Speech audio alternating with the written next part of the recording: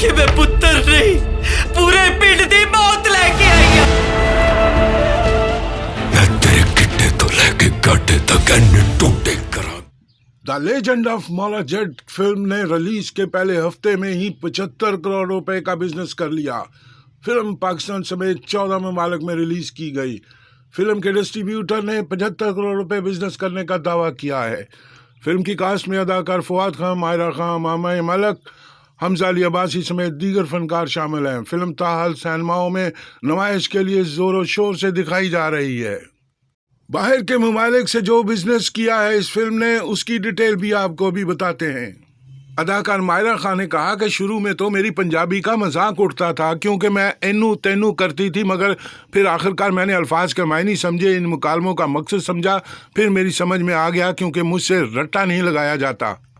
انہوں نے کہا یہ فلم لاہور میں بن رہی تھی تو میں کہیں کبھی کچھ خریدنے جاتی تھی تو کوشش کرتی تھی کہ میں پنجابی میں بات کروں.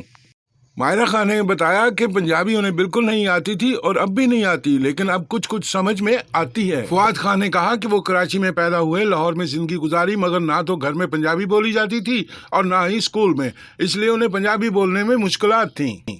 فواد خان کے مطابق وہ پنجابی میں بہت کمزور تھے، اس لیے یہ ان کے لیے ایک اور چیلنج تھا. پنجابی کے کچھ لفظ ایک طرح سے بولیں پھر انہیں کھینچ کر بولیں تو اس کا مزہ ہی بدل جاتا ہے.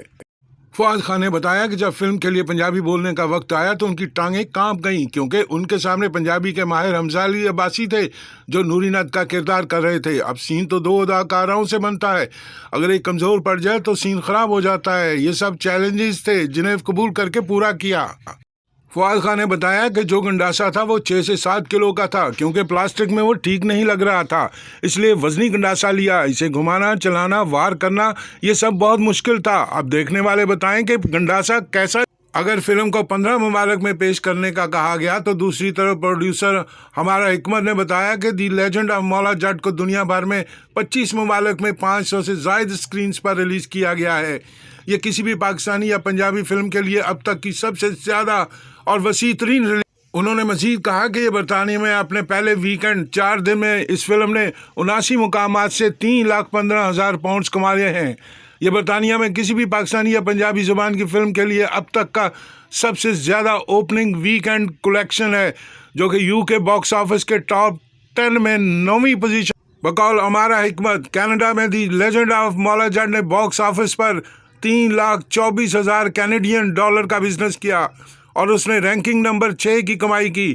شمالی امریکہ کے لیے کل مجموعہ 6 لاکھ امریکی ڈالر سے بھی زیادہ ہے. متحدہ عرب امارات میں بھی دی لیجنڈ آف مولا جٹ نے 4 دنوں میں 5,15,000 سے زیادہ کی کمائی کی، جبکہ دیگر ممالک میں Australia, Norway, Germany, Netherland, Spain اور جنوب مشرقی ایشیا میں فلم کا بزنس $2.5 لاکھ سے زیادہ کا ہے.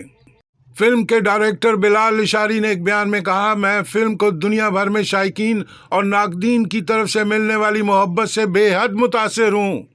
انہوں نے مزید کہا، ہمیں اس بات پر فخر ہے کہ دی لیجنڈ آف مولا جٹ نے پاکستانی سنیما کو عالمی نقشے پر لانے میں اہم کردار ادا کیا ہے کیونکہ یہ دنیا بھر کے سنیما گھروں میں لوگوں کے دل جیت رہی ہے.